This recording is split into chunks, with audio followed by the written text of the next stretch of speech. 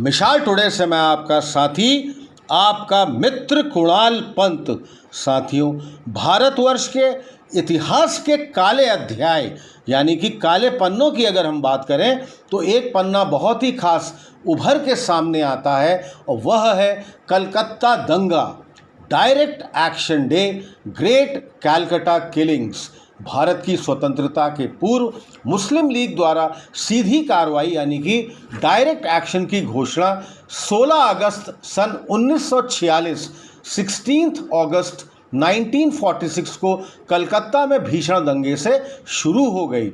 इसे कलकत्ता दंगा या कलकत्ता का भीषण हत्याकांड, ग्रेट कैलकाटा किलिंग भी कहा जा सकता है। सीधी कार्रवाई यानी कि डायरेक्ट एक्शन मुस्लिम लीग द्वारा पाकिस्तान की मांग को तत्काल स्वीकार करने के लिए चलाया गया अभियान था। यह 16 अगस्त 1946 16 अगस्त 1946 को प्रारंभ हुआ जब मुस्लिम लीग तथा बंगाल के तत्कालीन मुख्यमंत्री सोहरावर्दी के उकसाने पर कलकत्ता तथा बंगाल और बिहार की सीमावर्ती क्षेत्रों में मुसलमानों ने भीषण दंगे छेड़ दिए थे। 72 घंटों के भीतर 20,000 से अधिक हिंदू लोग मारे गए, 30,000 से अधिक बहुत ही गंभीर रूप से घायल हुए और कई लाख हिंदू बेघर हो गए थे।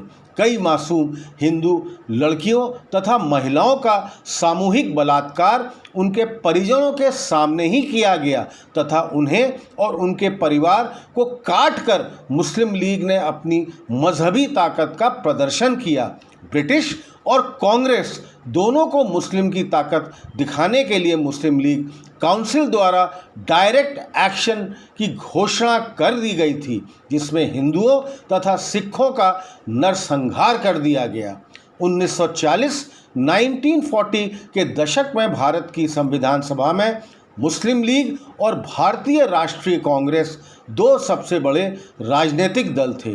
ब्रिटिश राज से भारतीय नेतृत्व में सत्ता के हस्तांतरण की योजना बनाने के लिए 1946 के कैबिनेट मिशन ने भारत के लिए नए डोमिनियन और अपने सरकार की रचना की प्रारंभिक योजना का प्रस्ताव दिया था। हालांकि जल्द ही ब्रिटिश राज को हिंदू बहुमत वाले राज्य भारत में विभाजन करने और मुस्लिम बहुमत वाले पाकिस्तान मुस्लिम लीग द्वारा प्रस्तावित एक वैकल्पिक योजना बनी थी।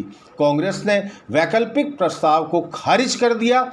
मुस्लिम लीग ने 16 अगस्त को एक सामान्य हड़ताल की योजना बनाई इसे स्वीकार करने के लिए। इससे जिसने भी अस्वीकार किया उसे प्रत्यक्ष कार्य दिवस कहा गया और एक अलग मुस्लिम मातृभूमि की मांग पर जोर दे दिया गया।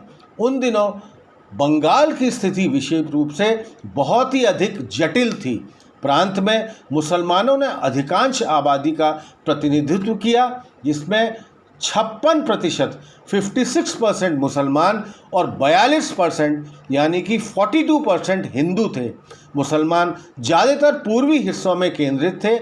इन जनसांख्यिकी संरचना और विशिष्ट घटनाओं के परिणामस्वरूप यह प्रांत एकमात्र ऐसा प्रांत बन गया जिसमें एक मुस्लिम लीग सरकार 1935 में यूरोपियों के साथ गठबंधन में शुरू हुई प्रांतीय स्वायत्तत्व योजना के तहत सत्ता में थी और कांग्रेस से मजबूत विरोध के बाधा के खिलाफ भारतीय कम्युनिस्ट पार्टी और हिंदू राष्ट्रवादी पार्टी हिंदू महासभा भी इससे थी।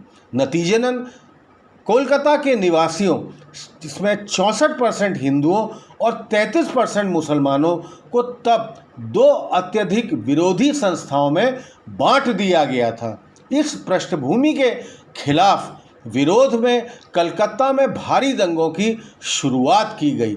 इस हिंसा को नोआखली बिहार, संयुक्त प्रांत, आधुनिक उत्तर प्रदेश, पंजाब और उत्तरी पश्चिमी फ्रंटियर प्रांत के आसपास के क्षेत्रों में और धार्मिक दंगों को इसमें जन्म दे दिया गया था। इन घटनाओं ने भारत के अंतिम विभाजन के लिए भी बीज बोए थे। साथियों, इसके आगे, इसके बाद अगले वीडियो में मैं आपको बताने वाला हूं कि इसी की थीम में ली गई एक पिक्चर का ऑफिशियल ट्रेलर जो रिलीज़ कर दिया गया है, द बंगाल फाइल्स, उसमें इतनी खींचातानी, इतनी कहासुनी क्यों हो रही है, इसके बारे में मैं आपको और भी विस्तार से बताऊंगा। हमारे इस चैनल मिसाल टुडे को अधिक से अधिक संख्या में आप सब्सक्राइब करिए, इसे लाइक करिए और हाँ साथियों, कमेंट बॉक्स में जाके अपने कमेंट्स आप हमको लगातार पोस्ट करते रहिए।